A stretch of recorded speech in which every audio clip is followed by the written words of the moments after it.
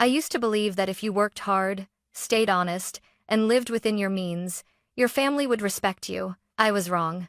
The night my father laughed at my modest lifestyle, he didn't just mock my apartment or my car, he erased me. Standing in a luxury hotel lobby, surrounded by strangers, he smiled and said, "We only need real family this Christmas." Not quietly, not privately. He wanted people to hear it. In that moment, I realized something far more painful than being excluded from a holiday. To my own father, I wasn't family anymore. I was an embarrassment. I didn't argue. I didn't cry. I didn't beg for a room or for dignity. I walked out with my head high, believing that was the end of it. What my father didn't know was that my grandfather saw everything. And once he stepped in, the life my father had built on arrogance and entitlement began to unravel slowly, legally, and beyond repair. My name is Isabella Carter, and for as long as I can remember, I've been aware of one painful truth. My father was never proud of me. Not openly. Not quietly. Not even when I did everything right. Growing up, my father, Richard, had a very clear definition of success. It wasn't about peace of mind or personal fulfillment. It was about how things looked from the outside, the size of your house, the brand of your car, the kind of lifestyle you could display at family gatherings without having to explain yourself. I didn't fit that image, not because I couldn't, but because I didn't want to. While other people chased appearances, I chased security. I went to a public university, worked part-time through college, and graduated without asking my parents for financial help. I chose a steady career in finance, not because it sounded impressive, but because I understood numbers, risk, and long-term planning. I learned early that independence wasn't glamorous, but it was powerful. To my father, that made me boring. At family dinners, he would make comments that sounded casual but always landed like quiet judgments. "Isabella, you're still renting?" he'd ask, smiling politely while everyone else listened. "Don't you want more for yourself?" Sometimes he'd glance at my clothes, simple, clean, unbranded, and chuckle. "You dress like someone who's afraid of success," he once joked. People laughed. I smiled. That smile became a habit. A shield.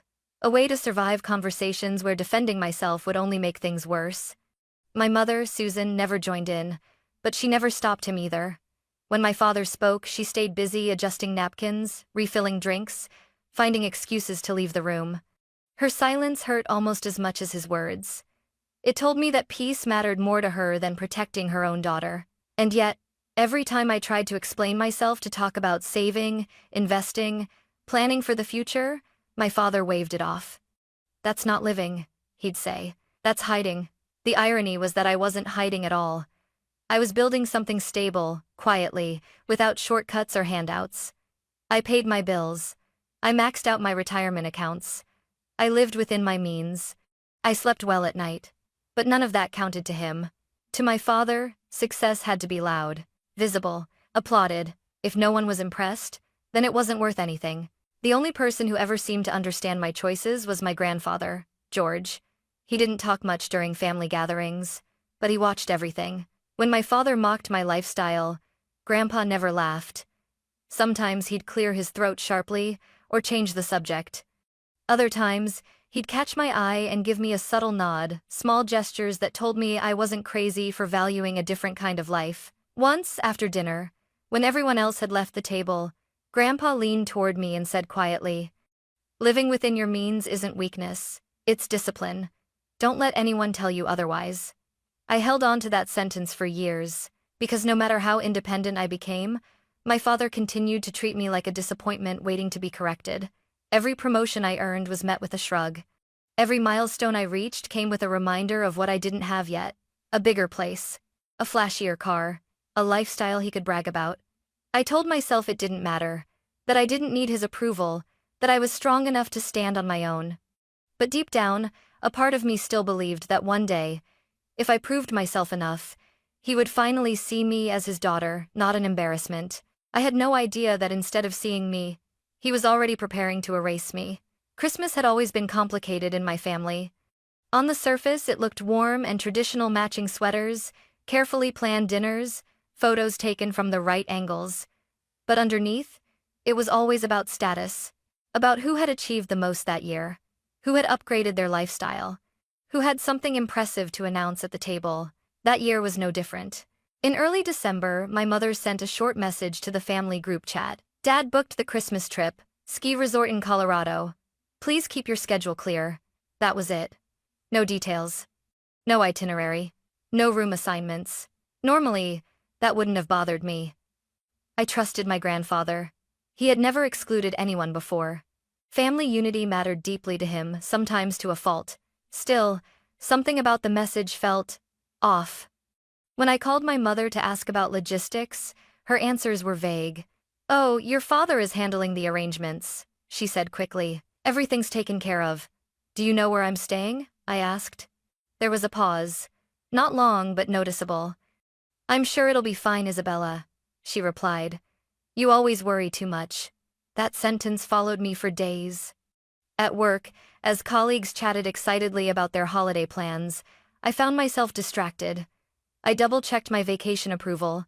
I booked my drive up to the resort. I packed sensibly, nothing flashy, nothing expensive. Just warm clothes, a neat coat, and the same quiet confidence I'd learned to rely on. A small part of me wondered if I should call my father directly, but I didn't.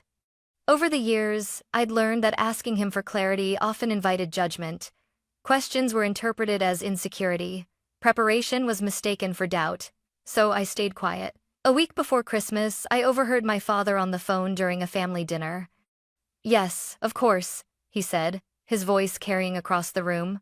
"This year needs to feel elevated."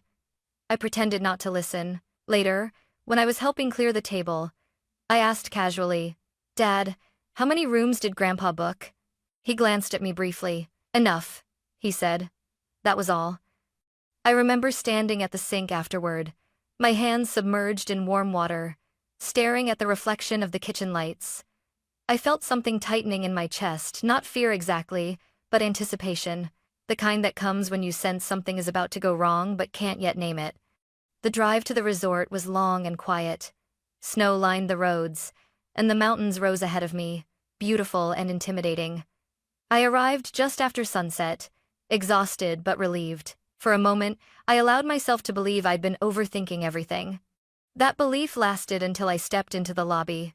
The place was stunning, high ceilings, stone fireplaces, people wrapped in designer winter gear laughing loudly as they checked in. I adjusted my coat, lifted my bag, and walked confidently to the front desk.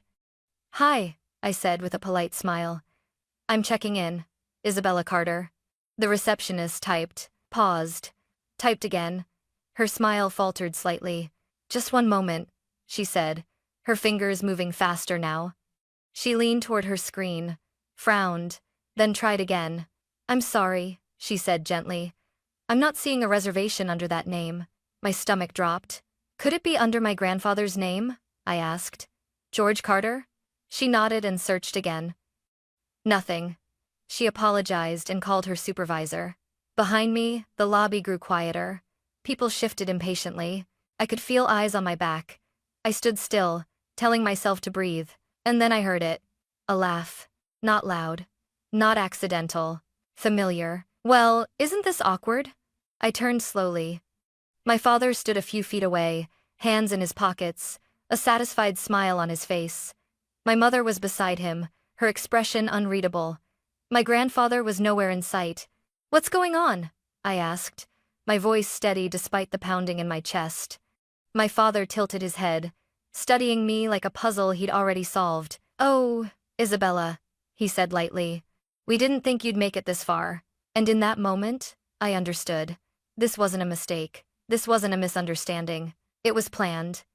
And whatever was about to happen next was going to hurt far more than I had prepared for.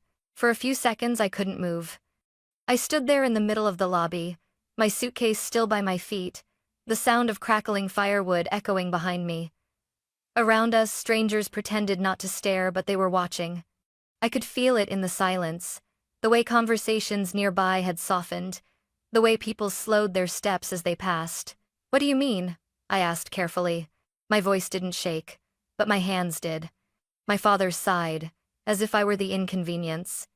"Well," he said, lowering his voice just enough to sound reasonable. "There were only so many rooms. Grandpa wanted this trip to feel special." I was invited, I replied. Grandpa told me himself. He smiled. Not kindly, not apologetically. The kind of smile someone wears when they believe they're in control. Yes, he said. But invitations don't always mean inclusion. Example. My mother shifted beside him, her fingers twisting together. She still wouldn't look at me. So where am I supposed to stay? I asked. My father glanced around the lobby, then leaned closer, close enough that I could smell his cologne. That depends, he said. Do you really belong here? The question hit harder than I expected. I'm your daughter, I said quietly. He straightened, his voice rising now, confident that the moment belonged to him. Isabella, he said, chuckling. You live in a small apartment, drive an old car, and work a job that barely keeps you comfortable. This resort?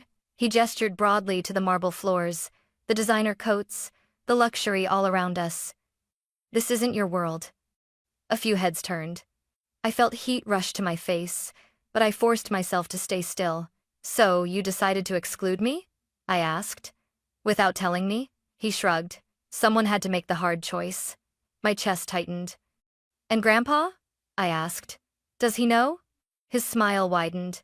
We didn't want to bother him with unnecessary details, he said smoothly. He trusts me to handle family logistics. That word again. Family. I looked at my mother then, searching for something, anything. Mom, I said. You knew about this? She swallowed. I thought it would be easier this way, she whispered. Easier? For who? The supervisor from the front desk hovered nearby, clearly uncomfortable. Other guests openly stared now. I could feel their curiosity, their judgment, their sympathy, and it made everything worse. My father turned slightly, his voice loud enough for the lobby to hear. Let's be honest, he said. This Christmas is about real family, about people who've actually built something. Then he looked directly at me and delivered the sentence that shattered whatever illusion I still had. We only need real family. The words hung in the air. For a moment, I couldn't hear anything else, not the fireplace, not the murmurs, not my own breathing. Real family. I felt something break inside me, not loudly, not dramatically, but cleanly, like a final thread snapping. So, that's it? I asked. After everything, that's what I am to you? My father crossed his arms. You're being emotional, he said. This is exactly why you never get ahead. I nodded slowly. Not because I agreed, but because I understood. This wasn't about rooms, or money, or Christmas. This was about power. And right then, standing in that lobby, I realized something strange. I wasn't angry anymore. I was done. I reached for my phone and opened a ride-sharing app. My father frowned. What are you doing? Leaving, I said simply. My mother finally looked at me, panic flickering across her face. Isabella, don't be dramatic, she said. We can talk about this. I met her eyes. We are talking, I replied. You're just not listening. I turned back to my father one last time. Enjoy your Christmas, I said calmly. And make sure you explain to Grandpa why I won't be at breakfast tomorrow. For the first time that night, his confidence faltered. He'll understand, he said quickly. I smiled. Not out of kindness, but certainty. I'm sure he will, I said. Then I picked up my bag and walked out into the cold. And as the doors closed behind me, I had no idea that my father had just made the biggest mistake of his life. The cold hit me the moment I stepped outside. Snow crunched beneath my boots as I pulled my coat tighter around myself, my breath coming out in short white clouds. The resort doors closed behind me with a soft final sound like a chapter ending. I stood there for a moment, staring at the glowing windows, wondering how something so warm on the inside could feel so hostile. My phone buzzed. A message from my mother. Please don't do this. Let's talk tomorrow. I didn't reply. Not because I was angry, but because I finally understood something I'd spent years refusing to see. Any conversation that required me to shrink myself just to be included was never really a conversation at all. The ride back down the mountain was quiet. The driver didn't ask questions, and I was grateful for that. As the lights of the resort disappeared behind us, my thoughts became clearer than they had been in years. My father had always believed I needed him, that I needed his approval. That without him, I'd fall apart. But sitting there in the back seat, watching the road unwind ahead of me, I felt steady. Hurt, but steady. and that scared me more than the humiliation ever had. When I got back to my apartment, it was close to midnight. I dropped my bag by the door, kicked off my boots, and sat on the edge of my couch in the silence. No decorations, no music, just the hum of the heater and my own breathing. That's when I called my grandfather. "Isabella?" he answered, his voice warm but surprised. "Why aren't you at the resort?" I hesitated, not because I didn't know what to say, but because I knew how much my words were about to change everything. "I'm not there," I said carefully. "I was never supposed to be." There was a pause. I told him everything. I didn't exaggerate. I didn't raise my voice. I described the missing reservation, my father's words, my mother's silence, and the moment I was told I wasn't part of the real family. When I finished, the line stayed quiet. Too quiet. Finally, my grandfather spoke, and his tone was no longer gentle. "Did your father really say that?" he asked. "Yes," I replied. "In front of strangers." Another pause. Longer this time. "I see," he said slowly. I waited, my heart pounding. I had no idea what he was thinking, only that the man on the other end of the line had built his entire life on fairness, accountability, and respect. "I don't want you to worry about this tonight," he said at last. "Go home, rest." "Grandpa," I said quickly, "I don't want you to confront anyone because of me." There was a soft, humorless chuckle. "This isn't because of you," he said. "This is because of choices." He sighed. "Come to my office Monday morning," he continued. "Bring your laptop. We need to talk about some things I've been putting off for too long." I swallowed. "I'll be there," I said. After the call ended, I sat there for a long time, staring at the dark screen of my phone. I didn't feel victorious. I didn't feel relieved. What I felt was something far more unsettling. I knew deep down that my father believed this was over, that I would cool down, forgive, and quietly fade back into the role I'd always played. He had no idea that by humiliating me, he had finally pushed the situation into the light. And once my grandfather started looking at the truth, really looking at it, there would be no way to put it back in the dark. That night, for the first time in years, I slept without the weight of needing anyone's approval. And somewhere up the mountain, my father was enjoying Christmas, completely unaware that the foundation beneath his life had already begun to crack. My grandfather's office felt different on Monday morning. The walls were lined with old photographs, construction sites from decades ago, ribbon cuttings, handshakes with people who had once doubted him. Everything in that room told a story of discipline, patience, and accountability. Values I had grown up respecting. Values my father liked to talk about but rarely practiced. Grandpa George was already seated when I arrived. He didn't smile. "Sit down, Isabella," he said, gesturing to the chair across from him. I opened my laptop, my hands steady despite the knot forming in my stomach. I had helped him organize his finances for years, digitizing records, reviewing accounts, setting up systems to protect what he'd built. I knew the numbers. I knew the patterns, but I had never seen him look this resolved. "I want to understand something," he began slowly. "I want to understand how my son became so comfortable, humiliating his own daughter." I took a breath. "Grandpa," I said, "before we talk about that, there's something you need to see."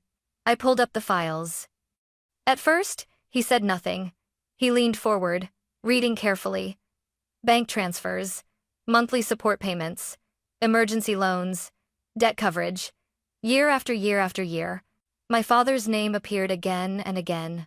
"So it wasn't just help," Grandpa said quietly. "It was dependence." "Yes," I replied. "And it's been going on for over a decade." I showed him the totals. The number sat there on the screen, undeniable. More than $500,000. His jaw tightened. "And during all that time," he said, "he was criticizing you for being independent." I nodded. "He told me I was living small," I said softly. "He never mentioned that his lifestyle depended on money he didn't earn." Grandpa leaned back in his chair, staring at the ceiling for a long moment. When he spoke again, his voice was calm, but there was an edge to it I had never heard before. "Do you know why I trusted you with my finances?" he asked. I shook my head. "Because you never asked for anything," he said. "You worked with what you had. You planned. You prepared. You respected the effort it took to build something." He looked directly at me. "Your father forgot that. We went through everything. Slowly. Methodically. Not with anger, but with clarity. Each document told the same story. A man who spoke about strength while quietly relying on support. A man who mocked restraint while benefiting from generosity. By the end of the meeting, the sun had shifted across the office floor. Grandpa closed the final folder and folded his hands. "I'm calling a family meeting," he said. "Everyone will be there." My heart skipped. "I don't want this to turn into a fight," I said carefully. "It won't," he replied. "This isn't about emotions, it's about consequences." I thought of my father, how confident he had looked in that hotel lobby, how certain he was that I had no power. He had believed the story he told himself for years, that I was weak, that I needed him, that he could decide who counted as family. He had no idea that the foundation of his life, the comfort, the stability, the authority he wielded, was built on something he could lose. And he had no idea that I was about to watch him face the truth he'd spent years avoiding. Not through shouting, not through revenge, but through facts. And once facts enter the room, there's nowhere left to hide. The family meeting was scheduled for Saturday morning. Grandpa didn't frame it as a confrontation. He didn't raise his voice. He didn't threaten anyone. He simply said, "If you want to be part of this family moving forward, you'll be there." That alone was enough to guarantee attendance. When I arrived at his house, the air already felt heavy. The living room looked the same as it always had, neatly arranged, familiar, comforting. But the energy inside it was completely different. There were folders stacked on the coffee table, each labeled carefully in my grandfather's handwriting. My father arrived last. Richard walked in with his usual confidence, coat draped over his arm, expression relaxed, almost amused. He greeted Grandpa warmly, nodded at me without really looking, and sat down like this was just another routine conversation. "All right," he said lightly, glancing around. "What's this about?" Grandpa didn't answer immediately. He waited until everyone was seated, until the room was quiet, until my father had stopped smiling. "I asked you all here," Grandpa began, "because I've been reviewing my finances, and theA'd be scary and—" My father leaned back. "Okay," he said. "That's smart. We've been meaning to talk about long-term planning anyway." Grandpa looked directly at him. "We are," he replied. "Just not in the way you're expecting." He slid a folder across the table straight toward my father. "Open it." Richard hesitated for the first time. Then he laughed softly. "Dad, if this is about money, you know we've always appreciated." "Open it," Grandpa repeated. The laughter faded. My father flipped open the folder. His eyes scanned the first page, then the second. His posture stiffened. His jaw tightened. The room was silent except for the sound of pages turning. "What is this?" he asked finally. "Those," Grandpa said calmly, "are records of every transfer I've made to you over the past 12 years. My father scoffed. "So," he said, "you helped your family. That's what fathers do." "Yes," Grandpa agreed. "They help. They don't enable." He turned to the next folder and pushed it toward my mother. "And these," he continued, "are the amounts that were never repaid, the temporary support that became permanent." My mother's face went pale. Richard closed his folder sharply. "Why are you bringing this up now?" he demanded. "This has nothing to do with Isabella." I felt my heart pound, but Grandpa didn't even glance at me. "It has everything to do with Isabella," he said evenly. My father's head snapped toward me. "This is about her?" he snapped. "You're really doing this because she couldn't handle a simple misunderstanding?" I spoke before I could stop myself. "It wasn't a misunderstanding," I said. "It was a decision. Hezamizakosket, it's to say." He turned fully toward me now, his voice sharp. "You're exaggerating," he said. "You always do. You make everything emotional." Grandpa raised a hand. "No," he said. "She didn't exaggerate anything." He looked back at my father. "She told me exactly what you said, exactly how you said it, and exactly where." Richard's face flushed. "I was trying to be practical," he argued. "That resort was expensive. She wouldn't have been comfortable there anyway." I felt something twist in my chest. "You didn't give me a choice," I said quietly. "You decided I didn't belong." My father waved me off. "This is ridiculous," he said. "You're an adult. You can take care of yourself." "Yes," Grandpa said. "She can, and she does." He leaned forward now, his voice still calm but unmistakably firm. "What you don't seem to understand, Richard, is that independence is not a flaw. He tapped the folder in front of my father. What is a flaw? He continued. Is living off someone else's support while mocking the person who doesn't. My father stood up abruptly. So what is this? He demanded. An ambush? A lecture? It's an accounting, Grandpa replied. And it's long overdue. He turned to me. Isabella, he said. Would you explain what you found when we reviewed the records together? Every eye in the room turned toward me. My pulse thundered in my ears, but my voice came out steady. For 12 years, I said. Grandpa covered mortgage payments, credit balances, and monthly expenses. There were emergency transfers, labeled as one-time help, that happened repeatedly. I paused. The total support exceeded $600,000. I mean, this is option and I did make free. My father laughed sharply. So, what? He said. That's between you and him. No, Grandpa said. It's between values and consequences. He stood then slowly, deliberately. I built my life believing that family meant accountability, he said. I was wrong to ignore what this had become. My father's confidence was gone now. His voice dropped. What are you saying? He asked. I'm saying, Grandpa replied, that effective immediately, all financial support stops. The words landed like a final verdict. My mother gasped. You can't do that, my father said, his voice rising. We rely on that money. Grandpa met his gaze. And that, he said quietly, is exactly the problem. The room felt like it was closing in.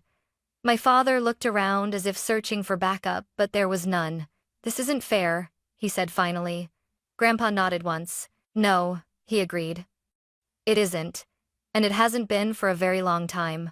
Silence filled the room. And in that silence I realized something profound. This wasn't revenge. This wasn't punishment. This was the truth finally spoken out loud. And once spoken, it could never be taken back. The room stayed silent long after my grandfather finished speaking. No one shouted. No one stormed out. There was no dramatic explosion, just the slow, terrifying realization that something permanent had just happened. My father was the first to move. He sank back into his chair, running a hand through his hair like he was trying to wake himself from a bad dream. This doesn't make sense, he muttered. You can't just cut us off. We're family. Grandpa didn't raise his voice. Family doesn't mean dependency, he said. And it doesn't mean entitlement. My mother finally spoke, her voice trembling. George, we didn't know things had gotten this bad. Grandpa looked at her gently, but firmly. You didn't ask, he replied. And when you don't ask, you don't get to claim innocence. My father stood up again, pacing now. So what? He snapped. You expect us to just figure it out overnight? I expect you to do what Isabella has done for years, Grandpa answered. Live within your means. That sentence seemed to drain the last bit of fight from him. He turned to me then, not with anger but something closer to panic. You could have stopped this, he said. You knew about the money. You didn't have to let it go this far. I took a breath. I didn't let anything happen, I replied. I told the truth when I was asked. He stared at me, searching my face for guilt. There was none. The meeting ended without resolution, only reality. Over the next few weeks, the consequences unfolded quietly. My father called first. He left a voicemail, his tone careful, rehearsed. Isabella, your grandfather's overreacting. This will blow over. We just need time. It didn't. Bills began to pile up. Accounts were restructured. Spending habits that had never been questioned suddenly mattered. My mother called next. She cried. I didn't mean for things to turn out like this, she said. I didn't realize how much we relied on your grandfather. I know, I said softly. But that doesn't make it my responsibility to fix. There was a pause. I'm sorry, she whispered. It wasn't a perfect apology, but it was the first real one I'd ever received. My father waited longer. When he finally called, his voice was stripped of confidence. We're struggling, he admitted. I could use your help. You're good with numbers. Maybe you could talk to your grandfather. I closed my eyes. For years, I said calmly, you told me I lived too small, that I wasn't ambitious enough, that I wasn't real family. He didn't respond. I can help you plan, I continued. I can't ask him to undo his decision. He exhaled sharply. So, you're just going to let us fall? No, I said. I'm letting you stand on your own. The line went quiet. Months passed. My father sold the house, downsized, adjusted. It wasn't easy. It wasn't painless. But it was necessary. And something unexpected happened. He stopped laughing at my lifestyle.